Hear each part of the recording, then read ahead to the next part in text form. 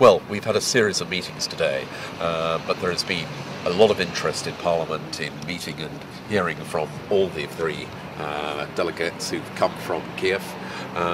In particular, we were very happy that Mr. Poroshenko was able to join us with Mr. Klitschko and Mr. Shevchenko, and they have met the Prime Minister, they've met the Foreign Secretary, the Leader of the Opposition, and quite a large number of members of Parliament. Did you find it quite easy to talk to our politicians? Were they quite easygoing? Well, I'm lucky in that because I've followed events in Ukraine very closely for quite some time. I've met them before. Andrei Shevchenko I know fairly well, and Vitaly Klitschko I've met a couple of times. In fact, I had lunch with him in Parliament about 6 months ago. Mr. Poroshenko I've met once before, but no, they're very articulate. They make their case extremely well and very powerfully, and I think the emotion that came across was very powerful, and everybody in the meeting felt that. What's your closest projections in the near future? What do you think is going to happen next?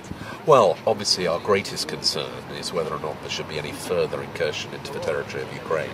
That would make the situation even more serious, and we've got to make it absolutely clear that that would meet every possible sanction that we could impose if the Russians were to do that.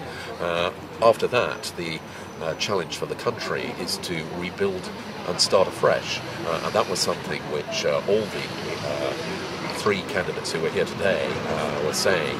In particular, I think we were extremely impressed that you had Mr. Poroshenko and Mr. Klitschko, who are both at the moment potential candidates, and Mr. Shevchenko from Fatherland, all basically sharing a platform and giving the same message, which is that the country needs to come together and they need our help in order to rebuild. Do you think UK will survive without Russian oligarchs? Well, I made a speech in Parliament last week in our Ukraine debate where I said that what Russia has done is wholly unacceptable and is a threat not just to the security of Ukraine and the region, but is a threat to global security. And we have got to send a very strong message. Now, if that involves our paying some small price in terms of loss of contracts or a few less transactions in the City of London, then that is a small price to pay. But we have got to be absolutely clear. Putin has got to understand that this is unacceptable. Okay, thank you. Thank you very much.